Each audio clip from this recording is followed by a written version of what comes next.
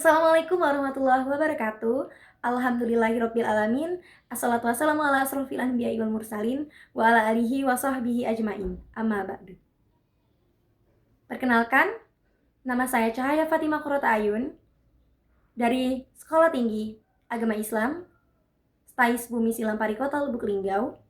Saya berasal dari Prodi Komunikasi Penyiaran Islam. Di sini saya akan memenuhi mata kuliah dari Bapak Rama Wijaya, Magister Sosial, mengenai ilmu dakwah. Baik teman-teman semuanya, di sini saya akan menyampaikan dalil yang berkaitan dengan dakwah. Nah, yang pertama itu terdapat dalam surah Al-Imran ayat 104 yang berbunyi, A'udzu billahi minasyaitonir rajim. Bismillahirrahmanirrahim. Waltakum minkum ummatun yad'una ilal khairi wa ya'muruna bil ma'rufi wa yanhauna 'anil munkar wa ulaika humul muflihun. Yang artinya, dan hendaklah ada di antara segala umat yang menyeru kepada kebajikan, menyeru kepada yang ma'ruf, mencegah daripada yang munkar. Sungguh merekalah termasuk orang-orang yang beruntung.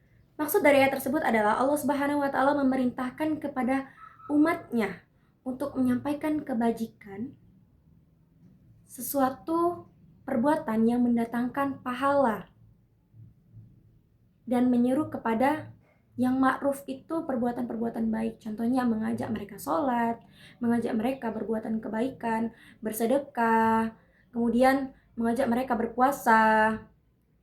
Nah, itu adalah perbuatan-perbuatan yang mendatangkan pahala untuk mereka. Maksud dari mencegah daripada munkar itu mencegah dari perbuatan-perbuatan yang mendatangkan kemudaratan dan yang akan mendatangkan dosa untuk orang tersebut.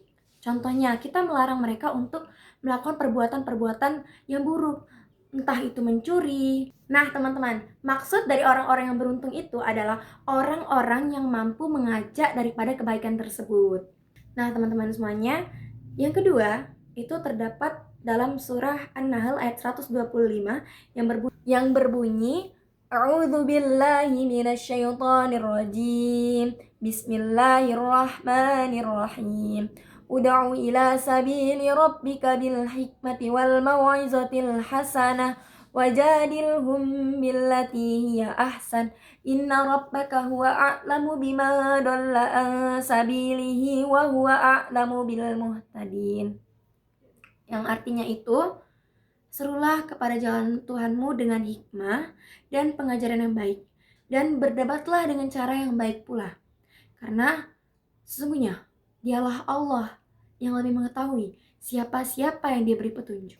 Nah, teman-teman semuanya, maksud dari ayat tersebut adalah Allah Subhanahu wa taala memerintahkan umatnya untuk menyampaikan dakwah, menyebarkan dakwah dengan cara bil hikmah, dengan menggunakan retorika gaya bahasa yang baik, dengan bahasa yang lemah lembut, sehingga dengan penyampaian kita yang lemah lembut itu dapat menyentuh hati audiens kita, sehingga mungkin ada daripada mereka itu yang luluh dengan setiap kata yang kita sampaikan. Nah, teman-teman semuanya, maksud dari pelajaran yang baik itu kita mengajarkan mereka untuk berbuat kebaikan-kebaikan.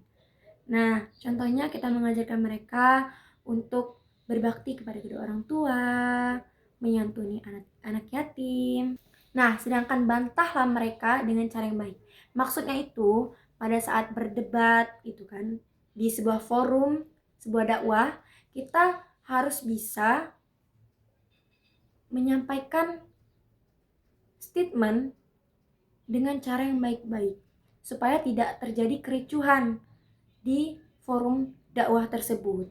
Sungguh dialah Allah yang mengetahui siapa-siapa yang diberi petunjuk. Nah, maksudnya itu Allah lebih mengetahui siapa-siapa yang diberi hikmah olehnya. Karena terkadang orang itu malu untuk menunjukkan bahwa mereka itu sudah bertobat.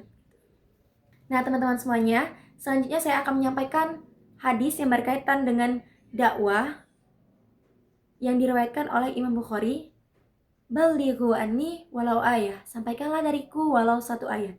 Maksud dari ayat tersebut adalah Allah memerintahkan umatnya untuk menyampaikan sedikit demi sedikit dakwah. Mungkin sesuatu yang berkaitan dengan dakwah. Misalnya kita tidak bisa menyampaikan banyak, tapi setidaknya kita menyampaikan satu ayat kepada mereka. Supaya apa?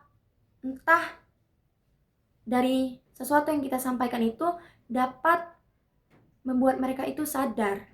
Mereka juga bisa mendapatkan hidayah dengan sesuatu yang kita sampaikan itu. Misalnya ya teman-teman, saya menyampaikan sebuah hadis atau dalil yang melarang bahwa tidak boleh makan sambil berdiri.